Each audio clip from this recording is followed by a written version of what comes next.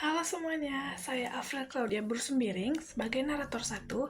Tentunya saya tidak sendiri bersama dengan teman saya Fadli Rahman Hidayat sebagai narator 2, lalu ada Jessa Jenida Radiana Siregar sebagai narator 3, dan Muhammad Hajik sebagai narator 4.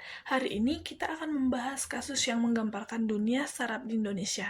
Ya, skandal F3, sebuah perusahaan yang dulu dielu-elukan sebagai inovator di bidang aquaculture, kini tersandung kasus pemalsuan laporan keuangan yang membuat banyak pihak kecewa.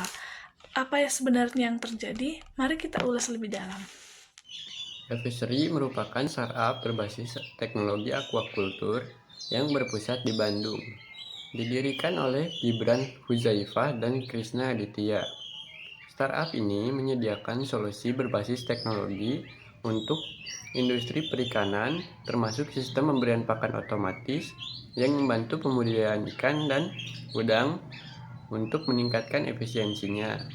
Keberhasilan mereka bahkan membawa Revisory ke status unicorn dengan valuasi mencapai 1,4 miliar dolar Amerika Serikat.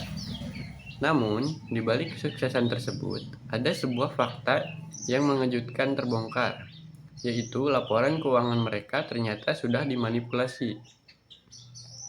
Pada Desember 2024, investigasi internal menemukan bahwa Revisory menggelembungkan pendapatan mereka hingga 600 juta dolar Amerika Serikat dalam 9 bulan pertama tahun itu. Tidak tanggung-tanggung, 75% dari angka yang mereka laporkan ternyata laporan palsu. Laba yang seharusnya menunjukkan keuntungan besar nyatanya hanyalah rekayasa semata untuk menarik perhatian investor. Kepercayaan yang sudah dibangun bertahun-tahun oleh Advisory seketika runtuh. Oke, saya Zesa. Saya akan melanjutkan penjelasan kasus Advisory yang telah disampaikan oleh Fadli sebelumnya. Nah, kasus ini pertama kali terungkap ketika ada seorang whistleblower dari dalam perusahaan yang melaporkan kejanggalan dalam laporan keuangan kepada Dewan Direksi.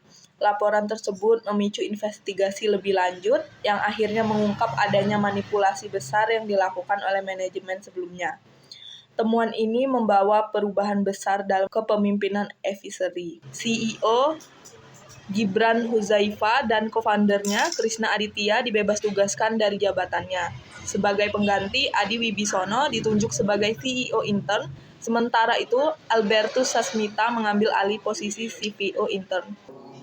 Perusahaan juga harus menghadapi tantangan besar lainnya, termasuk gelombang pemutusan hubungan kerja pada Februari 2025, sekitar 90% dari total 1.500 karyawan Advisory kehilangan pekerjaan. Sebuah pukulan besar bagi perusahaan yang sebelumnya menjadi kebanggaan industri perikanan Indonesia.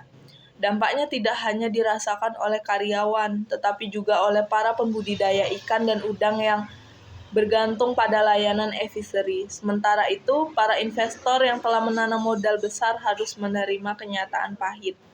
Kini Advisory berada di titik kritis dan banyak pihak yang berharap perusahaan ini dapat bangkit kembali. Sekian dari saya, terima kasih. Dugaan tindak kecurangan ini juga membawa Advisory ke ranah hukum.